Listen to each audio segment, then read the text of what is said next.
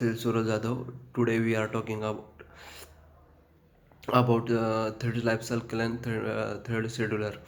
A thread in Java at any point of the time exists in any of the following state. One is the naive active block or waiting, time waiting and terminated. First, we are talking about the naive state. Whenever a new thread is created, it is always a new state. For a thread in the new state, the code has not been run yet and thus has not begun its execution. Second one is the active. When a thread invokes the start method, it moves from the new state to the active state. The active state contains two state within it. It is runnable and the other is running. Runnable. A thread that is ready to run is then moved to runnable state. In the runnable state, the thread may be running or may be ready to run at a given instant of the time. It is the duty of the thread scheduler to provide the thread to run, that is the moving a thread the running state. A program implementing multi-threading acquires a fixed slice of time to each individual threads. Each and every thread runs for the short span of the time, and when that allocated time slice is over, the thread voluntarily gives up CPU to other threads so that other threads can also run for their slice of the time. Whenever such scenario occurs, all those threads that are willing to run, waiting for their turn to run, the in the runnable state. In the runnable state, there is a queue where is the thread lies. Now we're talking about running. When the threads get the CPU, it moves from the runnable to running state. Generally, the most common change in state of the thread is runnable to running and again back to runnable. And now we're talking about block or waiting.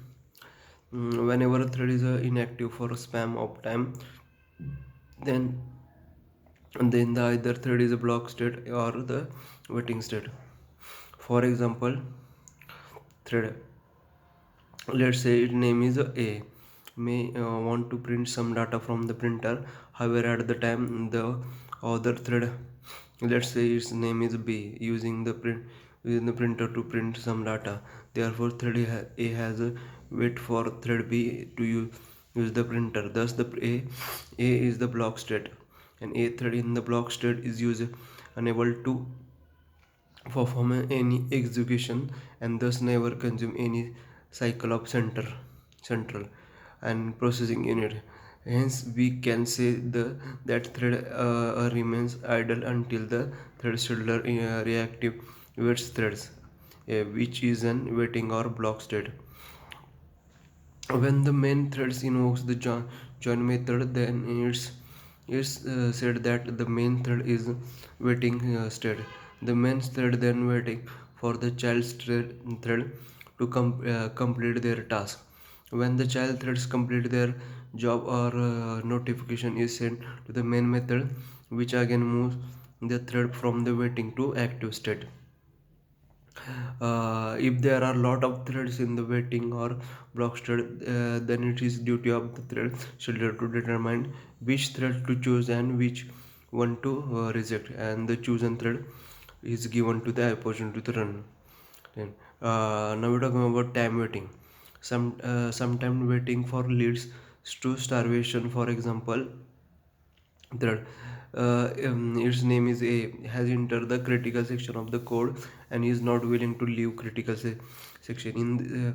In this scenario, another thread, its name is B, has to wait forever, which is lead to starvation. Toward the such scenario, a time waiting state is given to the thread B. Thus, thread lies in the waiting state for a specific span of time and not forever.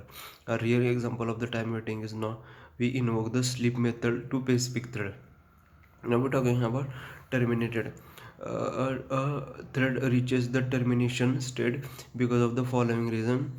When a thread has finished its job, then it exists or terminated normally. uh, a terminated thread means the thread is no more in the system.